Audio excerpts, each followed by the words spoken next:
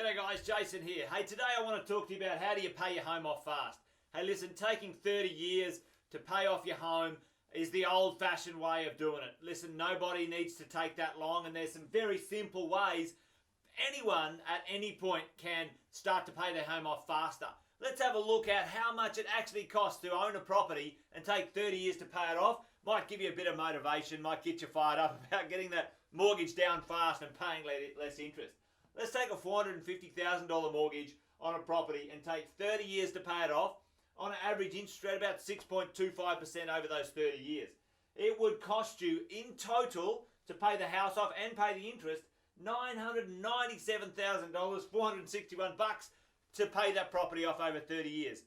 It would cost you $547,000, $462 in interest on that property for you as a property owner. But hey, listen, it's not all terrible news. If we just understand how to do things a little bit more smartly than the average bear, we can be paying our homes off fast. Hey, first tip I want to give you today is pay your payments for your mortgage fortnightly. So every payment, make sure it's a fortnightly payment rather than a monthly payment. Most people are on monthly payments. If you pay your payments fortnightly, it ends up calculating, you make an extra payment each year because of the fortnightly calculations, and you help pay your home off far sooner, far quicker.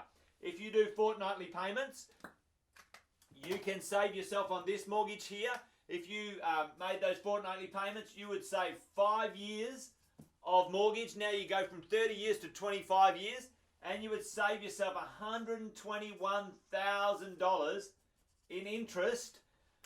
More money in your pocket, not in someone else's pocket. That's an awesome saving, guaranteed saving if you make those fortnightly payments rather than monthly payments. Anybody can go ahead and do that. I think it's a great strategy, very easy one to go and apply immediately today if you're not already on fortnightly. Here's another way to do it.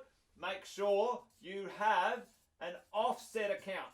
Offset account set up on your mortgage. For most people that I chat with, their money is not organized very well and it's not very efficient. You need all of your money either making you money or saving you money. Let's have a look at what happens normally. Somebody will have a savings account over here. Some of us call it a slavings account. A savings account. It's not really a savings account, it's actually a losings account. Because in the bank, when you have a savings account and your money, your wage goes in here, and then you make the payments for your mortgage over here. That's how most people are set up. The interest that you make on this money is very low. Let's call it maybe on average about 1.5% of, let's say you got $10,000 sitting in this savings account to trade in and out of, to buy your groceries and do certain things. Now the interesting thing here, 1.5%, let's say over the year you get paid that, as if you've got enough money in there, you get paid some interest on that money. Last year, inflation was 2.5%. So technically, last year, if you had money in a savings account, you lost 1%. Your cash went down in value 1% compared to inflation, compared to what you earned on it. Absolutely crazy. We don't get taught this. Money in a savings account is actually money in a losings account. If you've got a mortgage, every single cent you have spare should be in your offset account. If that $10,000 was sitting over here, instead of losing you 1%, it would have saved you 6.25% on the amount of money that's in the offset account. Guaranteed saving, no tax payable on that because it's a saving, it's not an earned income, and now you're going to start to pay your home off even quicker. No matter where your money is, if you've got spare cash anywhere, it all should be sitting in the offset account and working hard every day.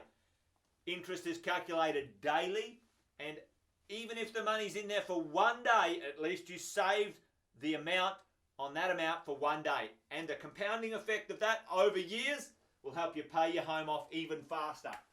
Absolutely, you've got to have an offset account. If you don't know what that is, or you don't know how to do it, you need to make sure you work it out. The third way to make it really happen fast is to make some extra payments. And you might be saying, hang on, Jason, hang on, I'm just scraping by right now. how can I be making extra payments?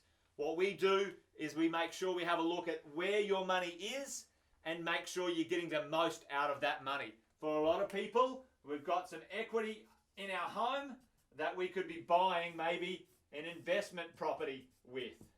That investment property, if it's positive cash flow after tax, will then be able to take and put more money back in your mortgage and make extra payments. Simply an extra $500 payment up here can save you 16 years. If you made a $500 payment, it will save you 16 years, 16-year saving, and $206,000 in interest. 16-year saving and save you $206,000, an extra $500. If you look at upping the ante and you could pay an extra $1,000, an extra $1,000, that would save you 20 years of mortgage payments and $275,000 in interest. Guys, there you have it. 3 quick tips how to make sure you pay home off fast and how to make sure we get there quickly. Another tip with extra payments, sometimes we've got credit cards, sometimes we've got debt that is not efficient. We can get rid of that debt, and the extra payments we were making on that debt can be put forward or put onto your own home. One of the ways to get ahead as a property investor is get rid of your debts fast. I'm not a big fan of having massive owner-occupier debt, which I call bad debt. Investment debt's a different story. Investment debt's making you money. Investment debt's getting you an income. Investment debt's got some capital growth.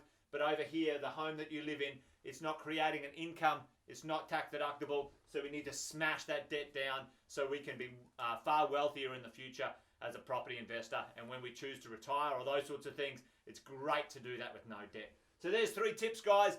Pay your home off fast. If you want to learn more about that, how to put together this with building a property portfolio, paying your home off sooner, getting your taxes down, there's a few moving parts.